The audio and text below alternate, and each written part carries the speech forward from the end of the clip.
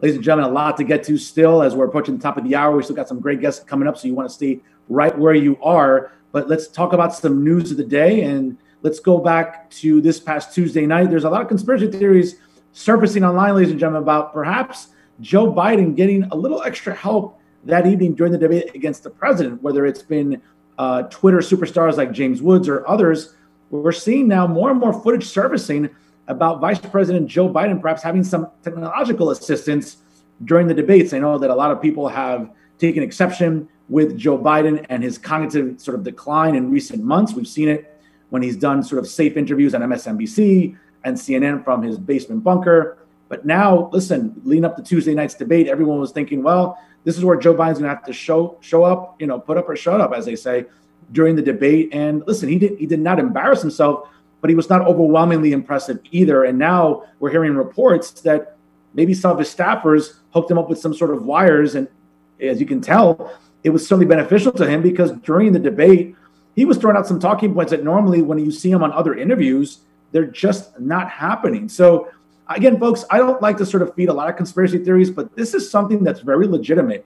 And it's not like right-wing hyperbole. I'm not being someone that is, as they say, trying to, manipulate or brainwash you. But folks, it's there. The video evidence is there. You can watch and look at some of the images that are surfacing online. And I know a lot of the left, especially in the mainstream media, are trying to sort of diminish this and trying to sort of, poo-poo it and say, oh, that's not true. That's probably a glare, or the vice president doesn't need any sort of, technological assistance against the president of the United States. Well, clearly he did, because you know what, folks, if you've been watching his performances on the aforementioned cable news channels, he's really struggled. And you've seen even guests, whether, when he's been a guest on MSNBC, CNN, even on Univision, okay, you see the host of the segment kind of sort of leading him on a little bit and helping him sort of answer questions or fill in the blanks. And again, you saw it on Tuesday night. I mean, I don't know how people are trying to sort of dismiss this. When would it be the first time that someone has needed some sort of technological assistance? Of course not.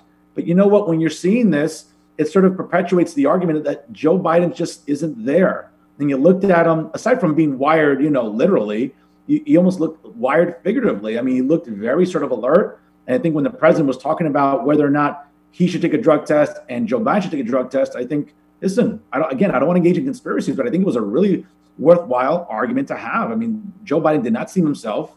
He seemed very combative, very sort of antsy during the debate. And I get it. It was hostile. It was volatile.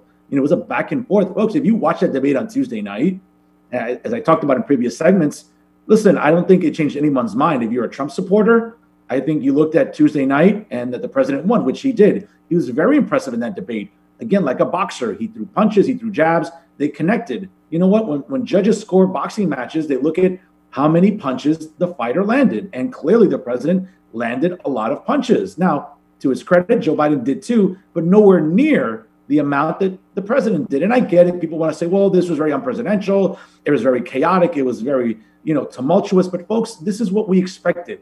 You knew there was a lot of tension and animosity going into this campaign between the former vice president and the current president. We know that the current president has accosted Joe Biden, and of course, and his predecessor, Barack Obama, because he's called out policies that did not work during the 8 years of the 44th president. So again, I think a lot had to do with Joe Biden having to answer for his running mate, Barack Obama. And again, I think the president did a great job in throwing those jabs at Joe Biden. And listen, Joe didn't always answer them. There was a lot of things he didn't want to respond to, whether he was in favor of packing the Supreme Court, whether or not he was in favor of supporting law enforcement. And folks, here's something to keep in mind.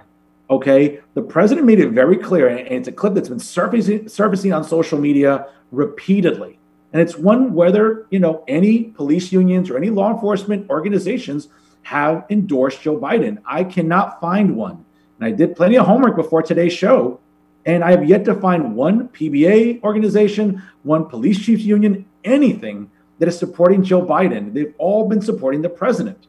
Again, when you saw Joe Biden being very unwilling and reluctant to go out there and endorse and support law enforcement. Yeah, he says he supports the law. He supports, law and order to some extent. No, say it, Joe. I know that you're going to turn off a lot of people on the liberal side of the aisle, especially a lot of the leftists and radicals within your party. Again, whether they include New York Representative, Alexandria Ocasio-Cortez or Ilhan Omar or Ayanna Pressley or Rashida Tlaib, right? The squad